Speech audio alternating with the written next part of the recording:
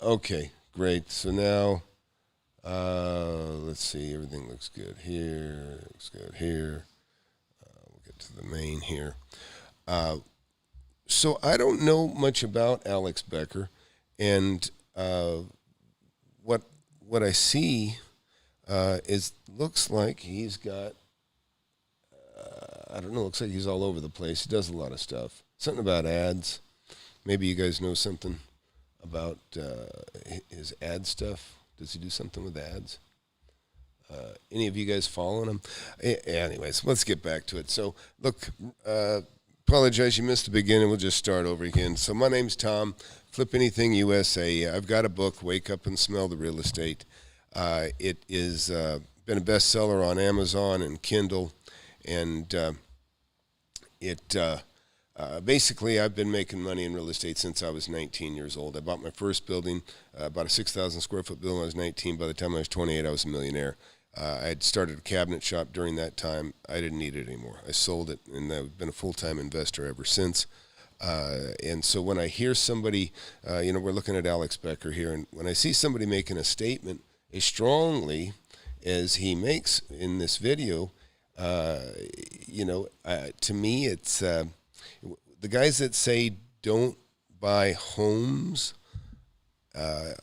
are usually guys that just don't have experience making money buying homes. And I don't think you should condemn something you don't know about. And I don't know the case here. I'm going to listen to what he's got to say. He's saying do this instead. And, I don't know. I don't know much about this guy, but it looks like he sells ads and never play video games. I mean, some of these topics here.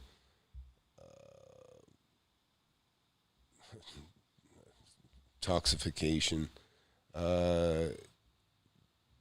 This isn't fun, but it makes $2,000 an hour. So I don't know. Again, looks like he specializes in something other than real estate, and so chances are I'm not going to like this thing because it's like I say, I don't like people condemning stuff that they don't know anything about, And but let's just see what he has to say. So we'll just get it going. We'll start playing. See how it goes.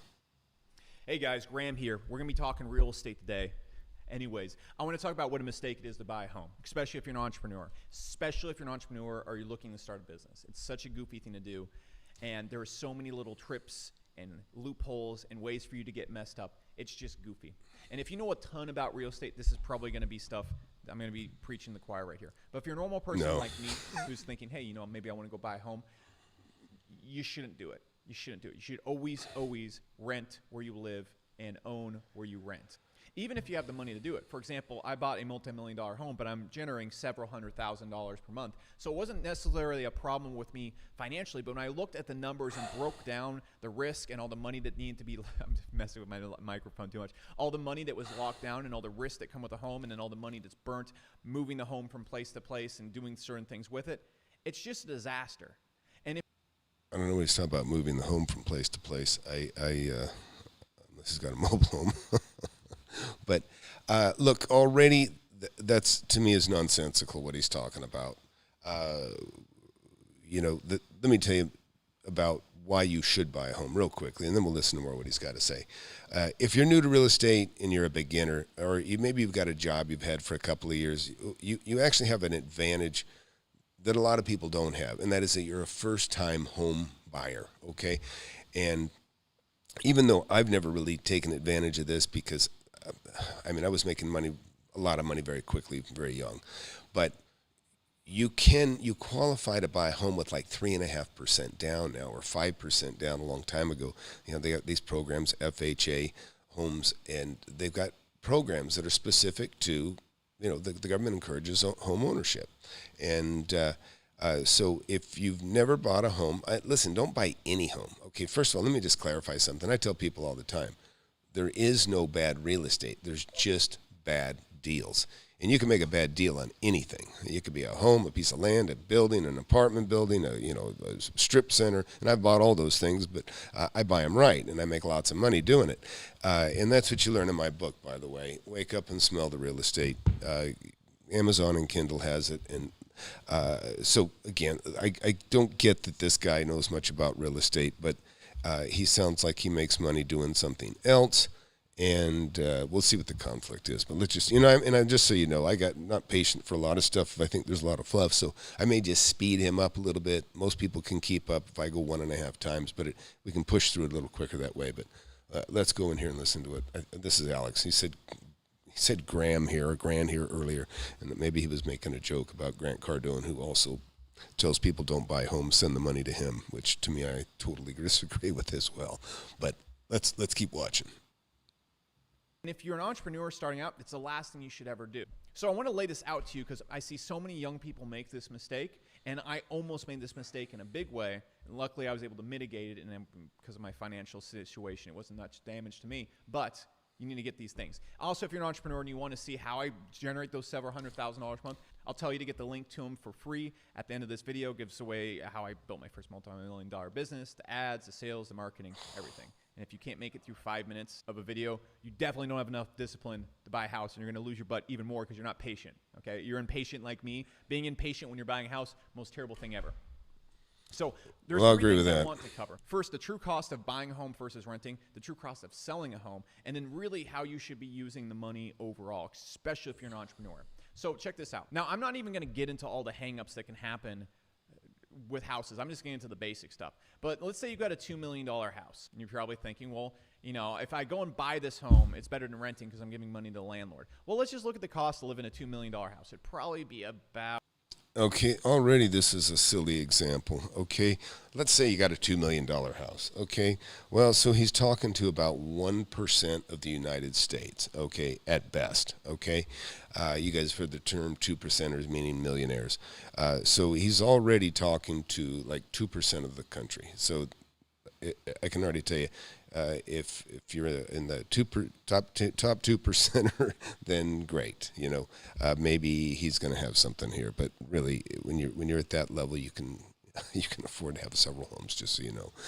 But anyways, so let's listen to what he's got to say. I'm going to speed him up. I'm just going to speed him up a little bit. If you guys have any trouble keeping up, just let me know. Okay. About $12,000 a month. Okay. The place I live in right now, I think is like worth 1.5 to 1.8, and I pay about $7,000 per month in rent.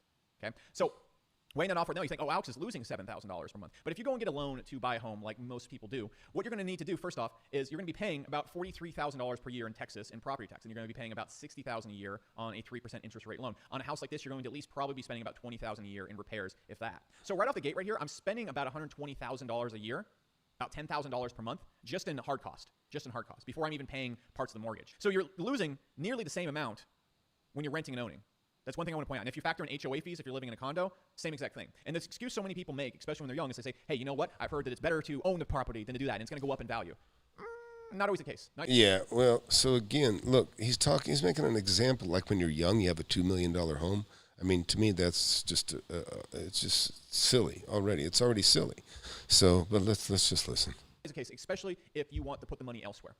I'll talk about how we're going to invest the money here in a second. It's much better. But the other thing you need to understand is that one of the biggest risks when you hit a home is that it really takes away your ability to move quickly. And when you're a beginner entrepreneur or starting up as an entrepreneur, or you're just an entrepreneur in general and you want to take risk. For example, one of the main reasons why I got rid of my home is I wanted to start a high-risk business, and I needed a lot of money in the war chest, and I wanted to make really long-term decisions. When you own a home, you can't make long-term decisions, and you have to really always keep that money that you need to spend on the home and to maintain it and property taxes always in the back of your head because it's not going anywhere. You can't get rid of it. If you have a job and you buy a home, you are locked into that job for life because you cannot go and lower your monthly payments a significant amount. You can't find a way to offset the home. You can't find a way to get rid of the home quickly without losing a lot of money. You have to understand that because when you go and sell a home, what's going to happen? First off, let's say we own the home for 3 years. We're already out $360,000. That being said, when we sell the home, you're going to have realtor fees. And if you're like me, you know you're not going to be selling the home. Okay, so right off the bat, let me just say, just because a lot of people don't seem to have any common sense. Okay, just take all the figures that he's given you and reduce them by 10 times, okay? Because you're probably not going to buy a $2 million home. You're probably going to buy a $200,000 home. So let's keep listening. On your own. You're not going to be going and doing this. You're going to have probably 6% in realtor fees. Okay, great. Well, there's another $100K in just losses to realtors. You're going to have all sorts of other people putting together deals. You're going to have like the bank fees, the putting together the loan fees. It'll just stack up. You're going to waste another $100K in that situation right there. And this all is going to apply to lower-end homes as well, okay? And so you're going to lose money with that. But the true, most deadly thing about buying home is you think that when you put the money in, you can get the money out whenever you want. No. You can get the money out, and you can get the money that you want out when someone agrees to give you that money to get out. So, for example, I just want to get rid of my home really quickly. I'm like, okay, we're just going to flip it and whatever. And it's been like 2 years, so it's going to appreciate. No. There's all sorts of things that happen with your home. First off, a lot of homes don't go up in value. A lot of homes keep the same value. But in order for it to go up in value, someone has to agree that it's gone up in value. If you want to get rid of your home quickly, usually what's going to happen is if it doesn't sell in the first week, the value is going to go down. And you have to wait for the person that really sees the value in the home. People are looking for the perfect house. And so what's going to happen is if you want to get the money out, you're usually going to have to wait months to sell your home. That locks you down. Say you want to move. Say you're tired of living in a place. You're just stuck there. Okay? With my place right now, I can bounce like that. Boom, I'm gone instantly. And if you don't have the income I do, you're not able to make a lot of the decisions that I made. Okay, so fortunately for me, I save up most of my. Okay, so look, he's talking about, he's presuming that you got a home, you want to sell it, you can't get rid of it, you're going to be stuck with it. And it sounds like he was stuck with the home. And that's because he didn't know what he was doing when he bought it. He paid too much for it. That's the problem that most people make. And, look, that's why invest in a book, okay? Invest in my book.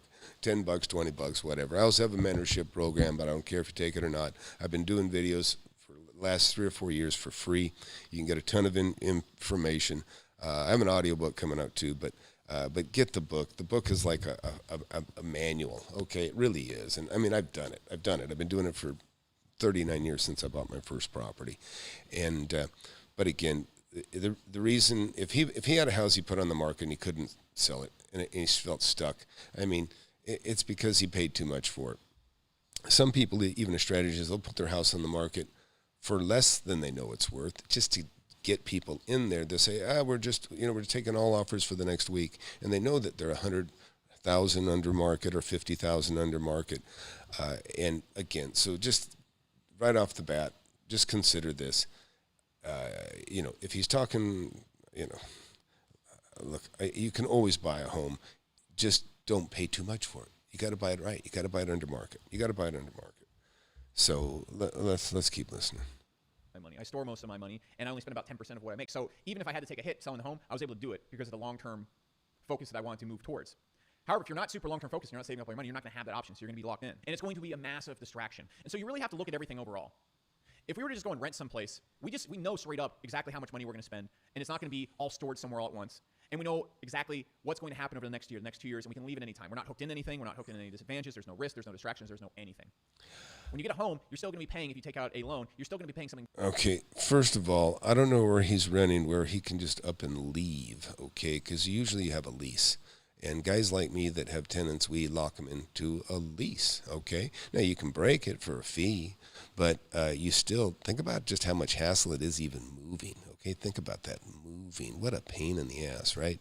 I mean, if you, believe me, if you got an open agreement, like a month to month, when you go month to month, and that's kind of what he's describing, if you can just up and leave, you've got it, or you have a penalty you can pay to break it, which kind of goes against what he's saying, because, or at least I haven't heard him mention it yet, but if you think you're going to rent from somebody and be able to walk with 30 days notice, then you're going to be paying a premium for that privilege, and or you're going to pay a penalty to leave like that.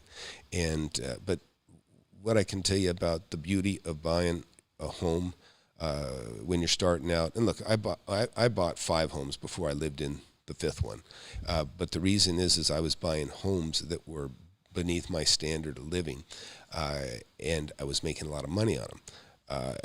And I was actually renting somewhere cheaper. When I say I was renting somewhere cheaper, I was paying $125 a month, and I was living in a trailer on a half-acre of land that was surrounded by tractors that I was almost like a watchman, okay? They probably would let me live there for free, okay? So big difference. But I can tell you, though, is this, and before we listen to more of this stuff, is you keep your overhead low. That is like the number one secret, is you keep your overhead low. I tell people all the time, I like to feel good more than look good. And I've said that my whole life.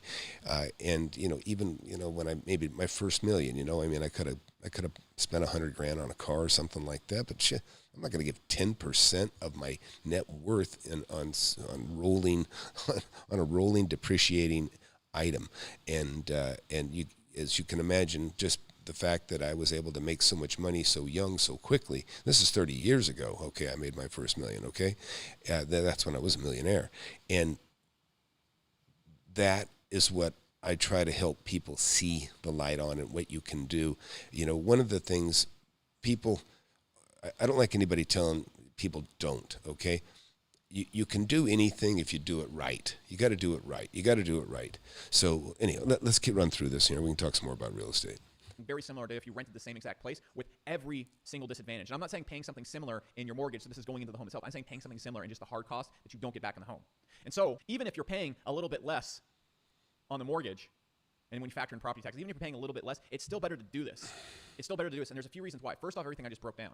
The distraction, the risk, the not being able to move money around, the having to just basically give money away to people, everybody that's in the deal. It's nuts. And so you also have to understand also, if you want to go and make a profit on your home overall, this is the last thing I want to point out. Say I got that $2 million home. Okay? Every single year, I'm losing like $100,000 on this thing. So in order for me to make a profit on this home, really it's going to have to go up substantially in value. It's going to have to go up to about $2.4 million. Okay, see, there's his problem right there. He's not an investor. He's a speculator, okay? He's assuming that you make a purchase with the intention of the value of the property going up, okay? That is common and not good investing. It's not good investing, okay? But again, he's talking about buying a $2 million home. I mean, he's talking to so few people in the country right now. But again, so you could just take these figures that he has and make them 10 times less, right? If you do a $200,000, you go 20 times less. If you have a $100,000 home, which is probably most people, to be quite honest, in their beginning or their first home. And, okay, let's keep going. Over a set amount of time. With your home aging, with other things coming into it, that's not always going to happen, especially in a shorter time frame. So you're just going to lose this money right here. And so it just, again, owning where you live is just goof troopery. It's goof troopery. What you should do, all right, let's say you're going to get a $2 million home or whatever home you want to get to. This is a shed in California. And you were going to put $400,000 down. What you should do is this. So you can get the best of both worlds. So you don't want to go put this money down, and plus all the extra money you're going to lose with a home is just bonkers. What you should be doing is go take this money and buy a $400,000 rental property. Let's just say you get like an 8% return. Okay, great. You're going to be making $32,000 a year passively. Then you could go and get someplace that's probably worth the same amount as this home and live there for, I don't know, $7,000 a month, a bomb place. It's really great. And what's going to happen right there is that rent is almost cut in half because of this, and you don't have any unpredictable bills coming in. So you have this $400,000 stored, and in a place where if you want to get rid of it, you can get rid of it without changing your living situation. Much easier, much easier. And so we're really only paying $3,800 a month in rent. And I realize these are big numbers. I'm just looking at numbers that like I would look at. That also being said, when you do something... Okay, well, I'm glad at least he clarified that. But again, he's still making a mistake here. He's assuming that he's going to make 8% a year in appreciation on this $400,000. What could happen? He could buy, when you buy full price, you could buy this thing for $2 million. Interest rates go up and the value drops. The value of your property drops. That's what happens, by the way, when the interest rates go up. People don't buy, this is the mistake, sounds like Alex and other people make, and a lot of people make, I already know, is they don't take that in account. In other words, the day I buy a property, it's worth more than I pay for it. I pay, I pay 70 cents on the dollar when I buy something. Even sometimes I've paid 30 cents on the dollar for some of the properties that I've bought. Never count on things going up. Your hedge when you invest is you buy under market. And then if you want to speculate, you got a little room there. If you want to hang on to it for a while and see if interest rates go up or maybe they go down. Because listen, when interest rates go down, guess what? Your value goes up because, and I say it all the time, the masses are the asses. The masses are the asses. They don't do the math, and that's just a fact. But if you do the math, what you realize is that when people don't sometimes say how much. They say how much a month. That's the worst mentality in the world. And he's kind of looking at everything in that respect and how much a month, right? And what he really should be looking at is how much. If you're going to buy a $2 million home, it's a fine deal if you pay 1.5 for it. And if you want to sit there in it for a little while, that's fine. But you can flip it, right? You can just flip it and make $500,000. But it sounds like he's got a little bit of an exorbitant lifestyle, and he wants to live in a $2 million home, or he wants to rent a $2 million home for $7,000 a month. That's fine, if that's what he wants to do. But again, I don't know how many relate to that, but to me, it's not good advice for about 99% of the world. So let's keep watching. Like this, and you don't have this massive amount of money coming out. This allows you to be much more flexible with your business and allows you to really focus on building up a war bank. So, but like, for example, with my business, I didn't go and buy a rental property. I just said, I don't want to have this distraction in my life. I don't want to have this loss of money for no reason. I'd rather just go live somewhere where everything's predictable, because then I can take this money out and put it into the war chest of my company. Okay, so I don't know why. He must have had a really bad experience, because what would be the distraction? I mean, what would be the distraction? You have a home, you know it's there. Nobody can kick you out. Nobody can ask you to move. You own it. It's yours. So I don't understand all these distractions. I would much rather have, for example, $400,000 in my company than locked into a rental property. Because I've turned $6,000 when I got out of the military into tens of millions of dollars. And so it's way better for me to just store that in my company and use that to make long-term decisions. See, where you want to keep your money at, in my opinion, is a place that gives you leverage and strength. If you don't have a lot of money in the war chest of your company, you can't make long-term decisions, so you have to make short-term decisions. Listen, if you made tens of millions of dollars, then what do you even care? Just pay cash for your house and just own it. Unless you, I mean, you invest in every cent of your money in something non-real estate? I would say that's crazy. Decisions that aren't good for your customer, that aren't good for your business, and aren't good for you. So, for example, with my home, I was running a business that I didn't really enjoy. I didn't really enjoy running a make money online business. I wanted to go pure SaaS and only focus on my business. But this involved me saying, hey, I'm going to work in a business that's not going to pay me for 1 to 2 years. And the last thing I want is this multi-million-dollar anchor on me in case I have to make a long-term decision or in case I have to just basically live clean for a little bit. I can't change my monthly rates. I can't change. Does anybody know what he means by live clean and the anchor? I mean, what's the anchor? Is the mortgage that he?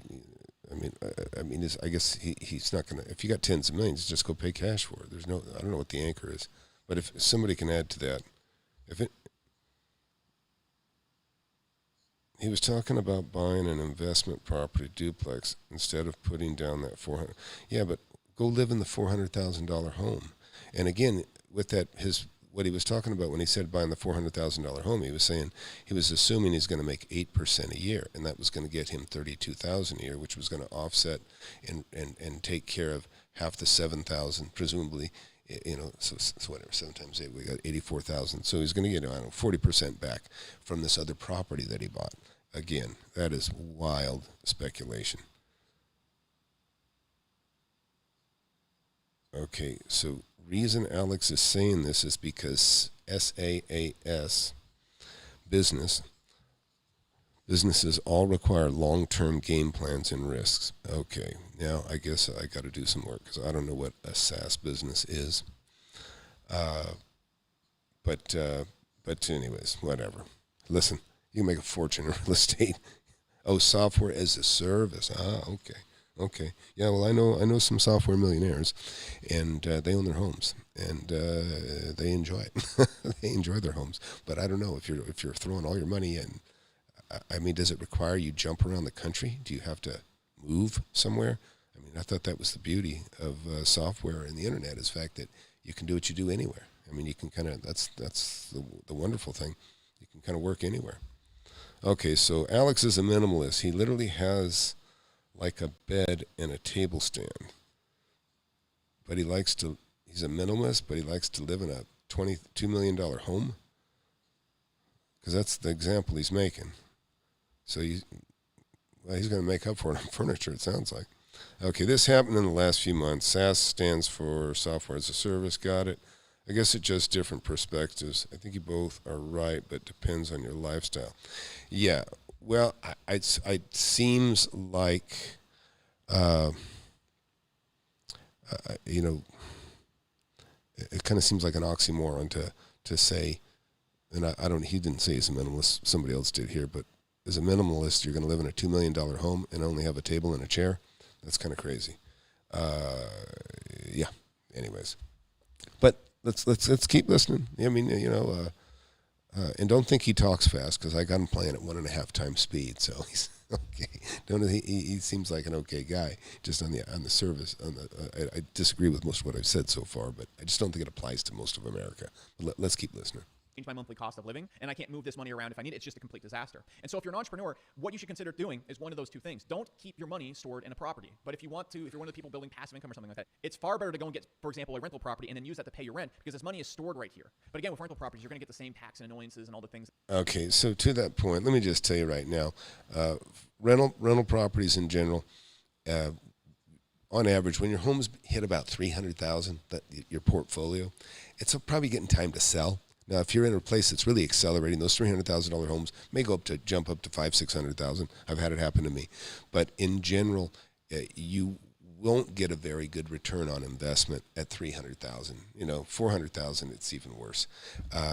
In general, okay, for the most part, they don't compete. They don't keep up. In other words, you might make 5% or 6% on a home that cost $100,000. Okay, you'll get $1,000 or maybe $1,200 a month on it, and but if you jump to a $200,000 home, you're not necessarily going to get $2,400. You're probably going to get closer to $1,600 to $1,800. But then when you get to $3,000 or $300,000, then you're probably going to get somewhere around $2,200 to maybe $2,500 a month, but probably not quite that high in general. I'm talking overall as a generalization.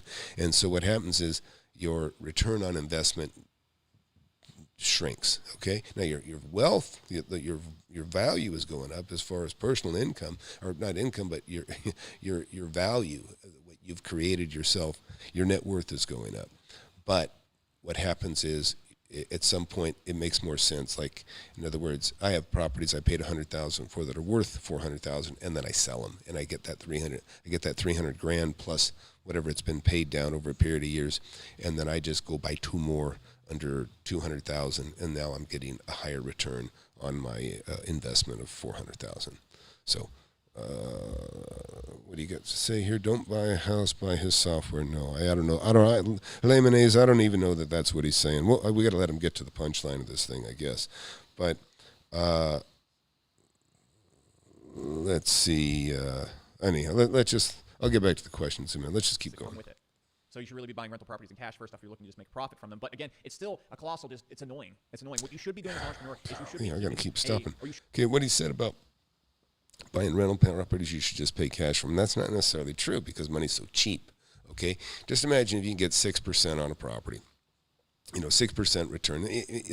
Here's the deal: if I buy a property for $2 million and it's worth $3 million, I've got $1 million equity. Okay, right out the day that I buy it. That's how I buy.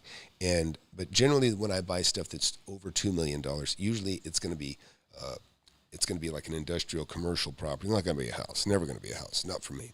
But it's going to be something that has a return, has a nice cash return. And if I buy it under market, so I might buy something under market like that I can flip, and and I'll even sell it under market and still make maybe whatever 20% or 25% on the money that I spent. And I do pay cash for houses a lot, but that's because I just don't have the patience to go through the loan process for houses. It's silly. It's just ridiculous. I mean, when I buy a house, I just go, if I don't have cash, I just draw it on a line or I borrow against other assets and I just pay cash for it. It's just easier, quicker, and it makes me more competitive to take it away from the competition because I can close in 4 days. So, but that being put aside, one of the things I will tell you is that, give you an example, and I'm about to do this, if I just sold an asset that I paid $220 for it and I sold it for $560, so I've got in the bank I got $391,000 that I'm going to defer. I'm going to use a 1031 exchange and I'm going to buy something else. Well, I'm looking at buying a building right now that's like $1.6 million, so I'm going to put that $400,000 down, 25% down. It's going to make I think the property's worth at least, I don't know, at least $2 million, say, conservatively. So that $2 million is going to make me $120,000 a year. And so on my $400,000 down, just based on 6%, I'm going to get $24,000 on my 6%, right? On my 25% ownership. And then the other 75% that I borrowed, I'm going to say pay 3.5%. So I'm going to make 2.5%. I'm going to make more money on the borrowed money. I'm going to make more money on the borrowed money than I am on my on the cash that I put down. So leveraging is good for cash flow properties, commercial, industrial. Even multifamily apartment buildings too. It can be good too. But you got to buy it right. But let's keep listening to Alex. Should be renting. Because money comes out slowly then. You're still going to lose money just like if you're owning a house, but it comes out predictably and slowly, and you can adjust it very quickly. Your life is going to be very unpredictable as an entrepreneur. Last thing you want is an anchor. What you want to do if you're thinking about buying a home is buy a home after you've exited your company. Buy the home completely in cash, no matter what. You never, ever take a mortgage. Buy a home completely in cash. And do that when you're in a position where you're not going to be moving and your life is extremely predictable and you are in a position where you don't need to make long-term decisions anymore. And frankly, I don't know when that's going to be for me. I am all about long-term decisions because frankly, it's not important to me that I own a big home. It's important to me that I build $1 billion company in this one industry that I want to get into. And that's what's important to me. Okay, that's what's important to me. And so it's way easier for me to keep my leverage and my fuel for my business in places I can control very quickly. Real estate is not that. Real estate is not that. So I just wanted to point this out to you. When it comes to buying a home, first off, you're not really going and putting the money, you're not investing it back into yourself. You're still losing money, just like if you were paying a landlord, except it's unpredictable. You don't have control. Yeah. Anyways, I couldn't disagree more. But again, I guess if he's specifically talking to, multimillionaire software designers, I guess I don't see the conflict even then. But we'll keep listening.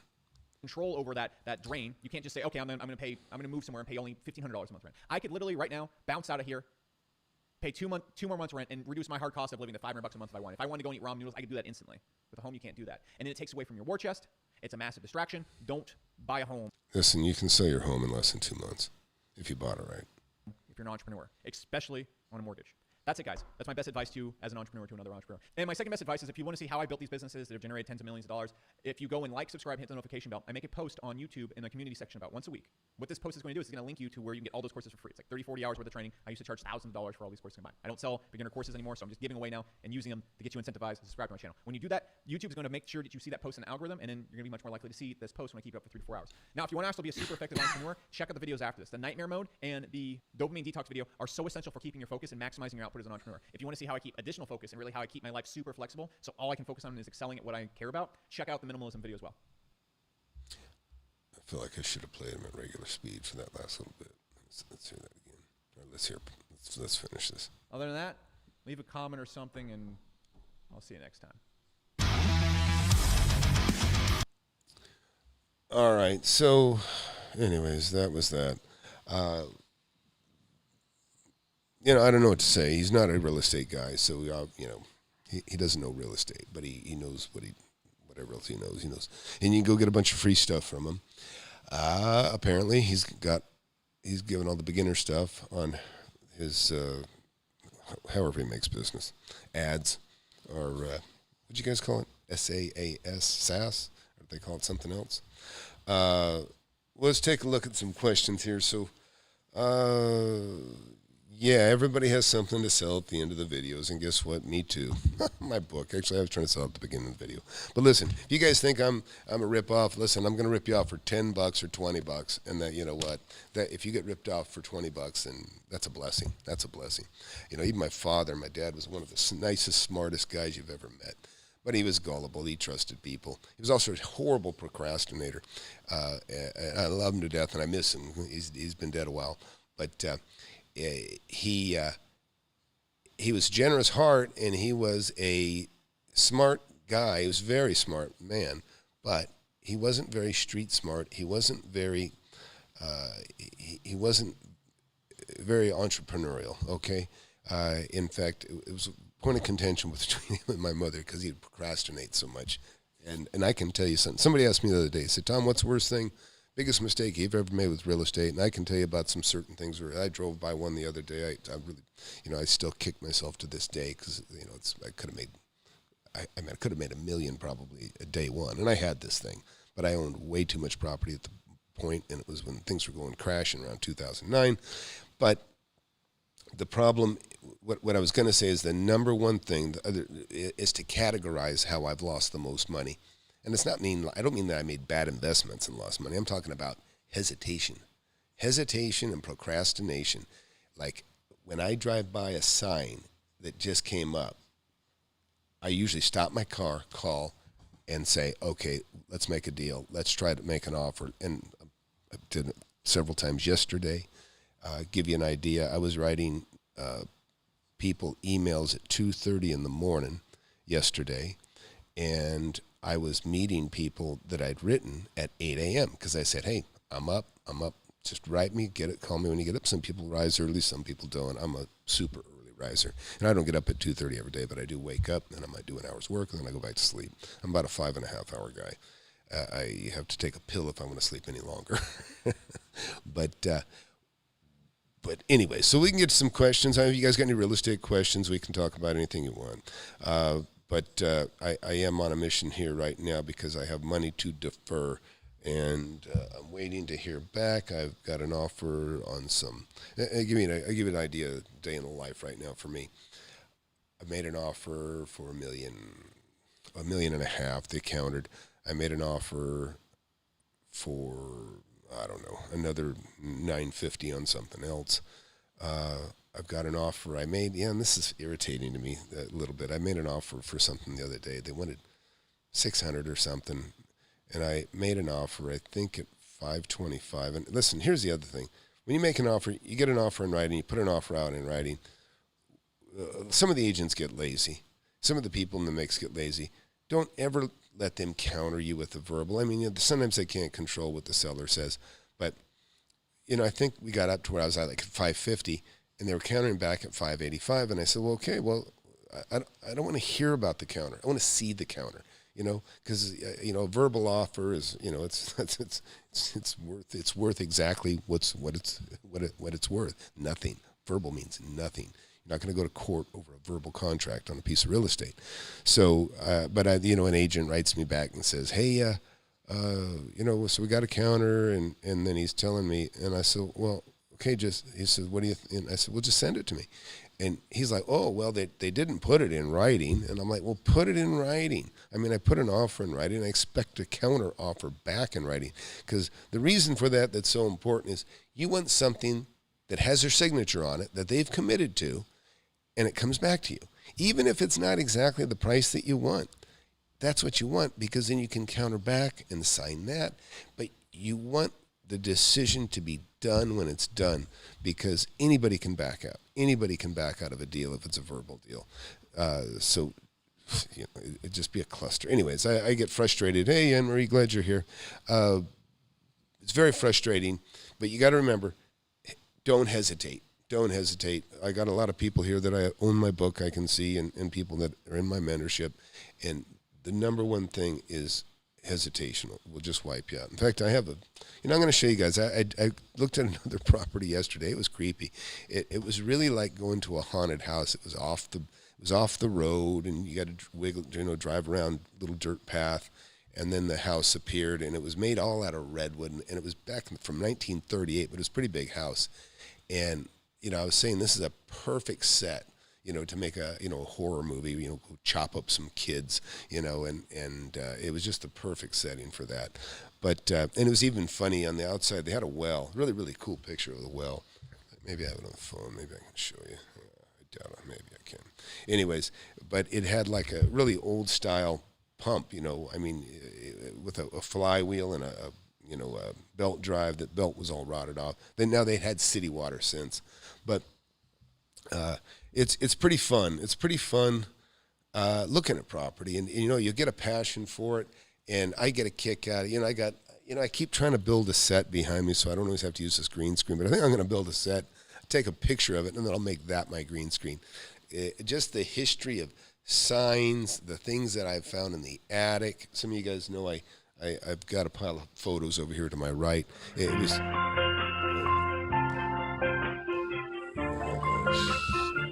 Was not expecting that. Sorry. Still got my phone tied into the system. What was interesting was if you look at this thing called, I don't know, I got treasures in the attic, but there's something else more recently.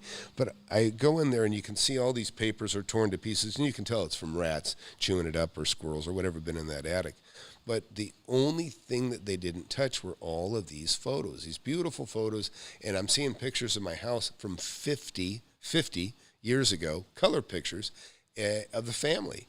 And the rats didn't like the taste of the photos. So there wasn't, I couldn't even find a bite mark in any of it. They didn't like the way they smelled. So everything was torn to hell in the attic except all the photos. And so I made a video, just so people can see if they can identify it. I'm trying to find the family that I bought it from.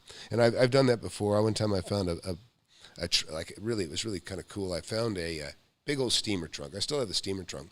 I opened that thing up, and I'm hoping there's a bunch of money in there. There was a box of firecrackers, a cigar box full of cherry bombs, but there was bound letters from this guy when he was off to the war, writing his wife, captain's hat or some sort of hat from the Marines, and straight razor. But in all these books, I had books that dated back to the 1800s, and I got a hold of his son, who was probably 70, and I said, "Hey man, I got all this stuff. I'd like to get it back to you."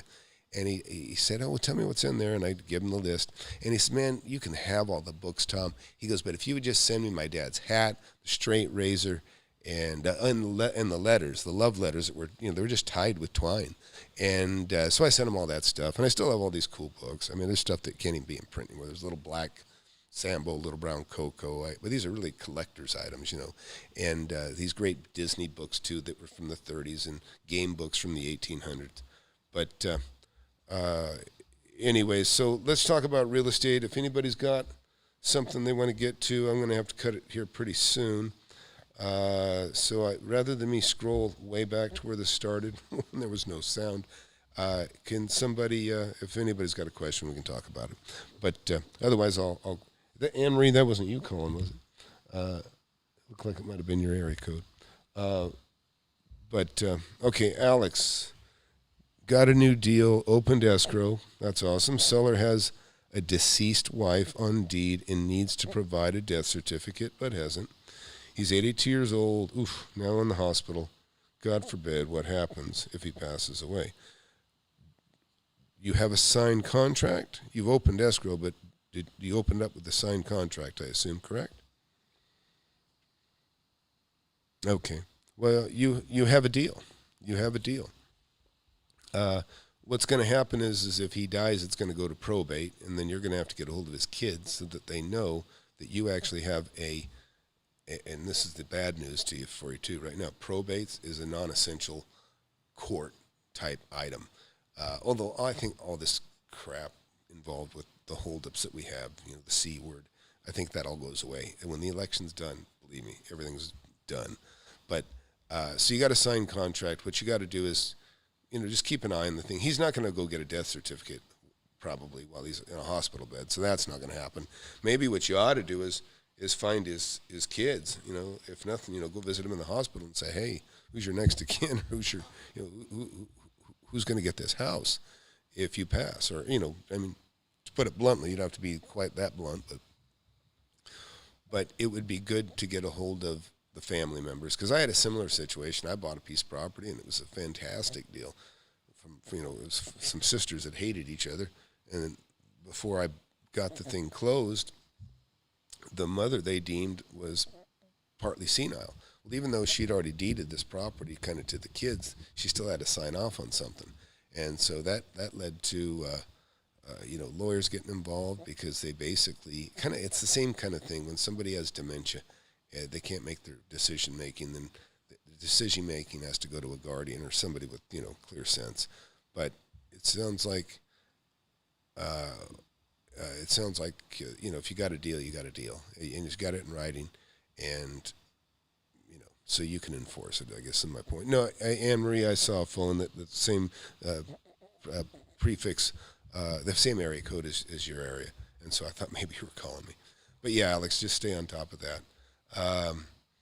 There's different things you got to look at. Like I'm looking at land right now like crazy, and I'll tell you some of the things.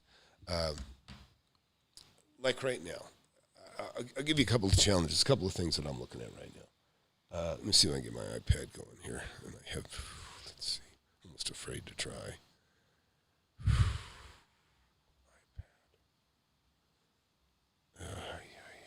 Let's see. Let me see. Let's go back to Maine. And I'll go to, I don't know if I'm going to get this iPad up. We'll see. Oh, you know what? I know why. I think we'll have an iPad back here again.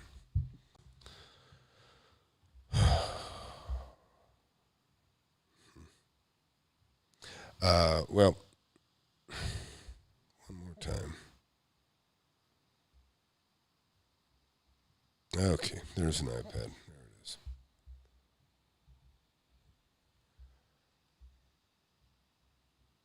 Okay. All right. So one of the things, like these are the kind of, like right now, this is buying raw land. There's different things. Like say, like here's a major thoroughfare. Okay. And you'll have different things that happen that come up where you might have a 10-acre piece that's like super narrow. Okay, well, ideally you want something, more like a square, more frontage. You got more options. You have a store, an L-shaped store where there's visibility for everybody. I'm looking at another property. I just tentatively making an offer on it. It's a flag lot. If you don't know what a flag lot, that's what a flag lot looks like. Okay, so there's a lot, and this guy's got the best setup. He's got the best frontage and everything else. But in this particular deal, it's not terrible. There's about 14,000 square feet back here. Okay, 14,000. Okay, I'm going to write out 14,000 square. But I said, well, what about signage? I mean, this may not be such a bad deal. Okay, I don't like the access for trucks getting to it and that sort of thing. But they got an easement right here that goes with it. And what that's for is for a big sign. So I can put a sign out there. So so I get the advantage of the frontage. But it's not as convenient. The whole building isn't open. But, and I don't have a problem with stuff like that. I have properties like that. I have buildings like that. And they're really well located within the city. And even though you don't see them off the street, doesn't matter. Not everybody has a shingle. Not everybody needs to put a shingle up. People, in fact, I have a company, one of my companies like that, and it's kind of nice because nobody comes looking for a job, knocking on the door. We don't get any walk-in traffic. But I don't know. What else? Anybody any questions about anything? But utilities, you got to remember, utilities are so important. That's the other thing that I'm always looking for is I want to make sure that there's when you have an undeveloped piece of land, okay, and you have a piece here, you got to look for sewer, okay? So is there a sewer line across the street or on this side? And you'll see a manhole, and that's an indication that obviously there's a sewer main. Sometimes depending if your property has a grade where it goes down, then you can still use it, but you have to have a pump that pushes the sewage up into the main. That happens too. But I don't really particularly like that stuff. But my understanding is now they actually have some sewer mains that are high-pressure sewer mains. And apparently they have pressure. So there's a valve system between the pressurization here where your sewage gets pushed in and then it blocks it so that it can't come back, obviously. I can't even imagine the mess that could happen if that happened. Got a question here. How to bring value to land? Well, these are actually related. Utilities. That is the number one thing, okay? Utilities. You got to have power. You got to have water. And you got to have, sewer. Like, let me put it this way. A septic system will work fine. If I was going to subdivide this into half-acre lots, then these could each have their own septic, okay? But septic systems are not all put. That's like your septic line is what I was representing. That is, a septic is not as ideal as having a sewer main right here, coming right down the middle of your street, that everybody can just tie into. Now, there's municipalities and different things, mud districts, they call them, where you can get into their sewer system, but you got to pay something, or you got to pay something monthly. That's like a private sewer system. But then, in general, though, if you can get city sewage, it's the best. It's the best. It's the easiest. But otherwise, you're talking about septic fields. And the problem is again, if this was a commercial building, right? Let's just say this is a commercial building, which is kind of what my focus is at the moment. Commercial and industrial. If I was going to put a couple of, 5,000 square foot buildings, now maybe if it's an industrial area, I can get away with a septic system, because you got to remember, big building, all they have is a toilet, right? It's not a kitchen. There's not people living there all day. It's not so bad. It's just industrial buildings. But if it's a retail center, yes, the septic not so easily done. Because and for a lot of reasons. Retail center, you're going to have restaurant, hopefully. That already has a grease pit. That has a lot a lot of sewage because people are using the bathroom, they're washing dishes, bars wash dishes. I have centers like this where I have like a bar and I have like a restaurant, and the restaurant pays the majority of the water, because they burn up all the water, because I don't have a separately metered water. So I just said, look, you pay for 75% of the water because you use 75% of the water. And then the bar, I let them pay the other 25% because everybody else is, what they use is insignificant. And that's our agreement. But utilities are the biggest thing that will bring value to your land, because if you don't have utilities, it's not livable. It's really just, it's not practical. So anybody else got a question? Otherwise, I'm going to wrap it up. I am going to go walk a property. I'll do some bird dogging here, and I'll share with you. I'll come back. Maybe I'll come back here if I got time. I'm really hoping I'm going to tell you guys that I signed a deal. I need 2 deals. Within 2 weeks. And I think I'm getting close. I got a bank running numbers for me. I got a counter offer on a property that was more than I wanted, and it wasn't in writing yet. I'm waiting for it to be in writing. A little more than I wanted to pay, but I called my bank and I said, "Hey, run the numbers. I'll put $400,000 down, and I'm just trying to evaluate what is the money's going to cost me from you." But also, again, here's another thing to think about too. Like in this particular deal that I'm working on right now, I got 2 of them actually. 2 of them right now, maybe 3 actually, where I'm buying the property, but the seller is agreeing to stay in place. In other words, they'll rent back. They'll rent back. Both of them in this case are talking about 24 months. Now, I'm always, if I can lock them into rent for 2, like what's nice is you make a deal and you buy it. It's rented day one, right? And like in this case, this is this is roughly a $13,500 a month rental. And so if I bought this property at the price that I'm buying it, I'm looking at possibly 3 months downtime. From the time they move out, somebody else moves in. Like I have a gym, believe it or not. I've got a gym I think is going to be moving into one of my properties right now. And the gym business so damaged, it seemed. But I have a company that has money and they want to move in and do a gym. But it's going to take 2 or 3 months. We're going to lose a couple of months rent before they get in. And I'm splitting the difference with them, but if I buy it in day one, I have a renter. It's wonderful. And for one of the last houses I sold, you saw that I bought it.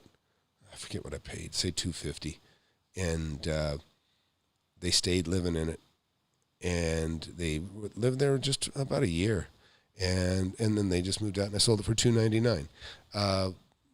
And that was while this, the problem stuff is going on right now. So I could have sold it for more. And had we not had the issues that we had lately, I would have held it, to be quite honest, for a little while.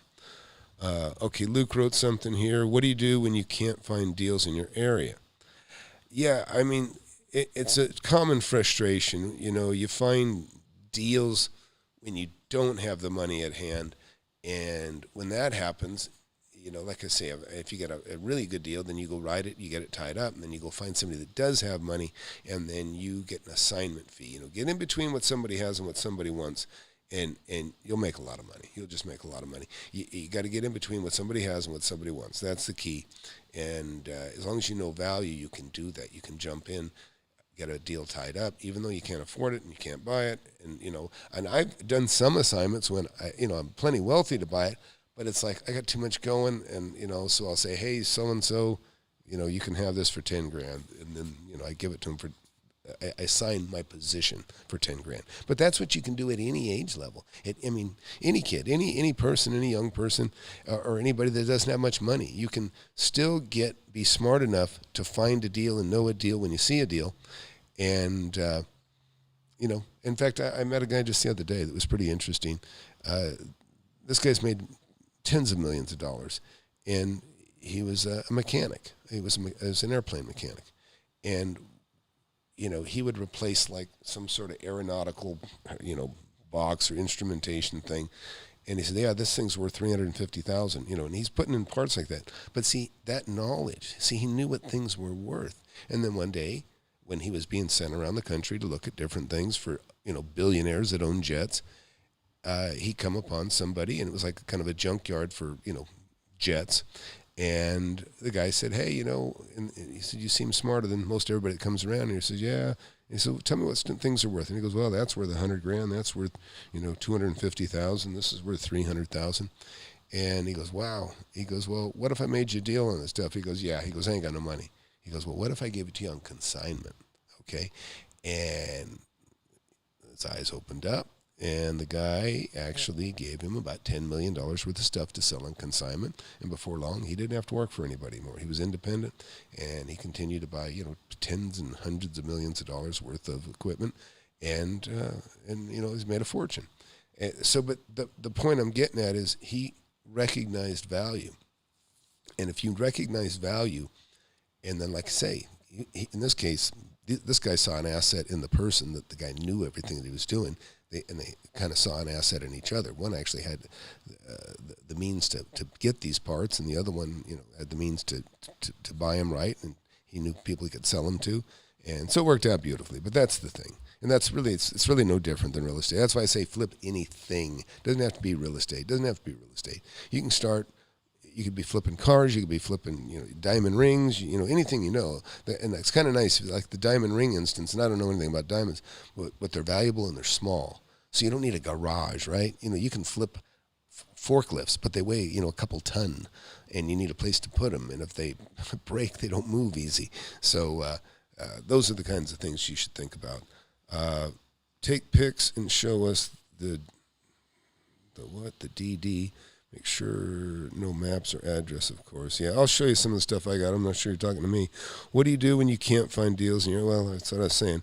You just keep looking because they're there. Listen, there's deals every day, everywhere. I mean, the same things happen in every city in America. There's divorce, there's death. Like Alex got talking to somebody that's half dead already. He's trying to buy a property from. The things that create opportunities in real estate are recurring. They're things that happen over and over and over. It's just cycle of life.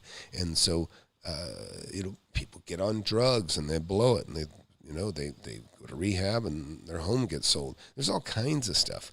So, but hey, I'm going to cut it here. If you please share, subscribe, just subscribe. If you're new to real estate, listen, you'll learn so much from me. I mean, I've got a lot of people that already bought the book, and but you'll learn so much with this book. Get my book. Don't fall prey to one of these seminars. Anne Marie that was in here, she'll tell you she's been victimized by the biggest names that most everybody knows their names, and but I'm gonna go, and I appreciate you coming in and watching. And again, please like the videos. That helps me. And if you could put some comments under the video, this live stuff, when I do it like this, we have this chat thing going, but it doesn't reflect in the comments under the video. And but if you put some questions under there, it'll help the channel, and I'll also answer them too, of course. So that's it. Thanks a lot.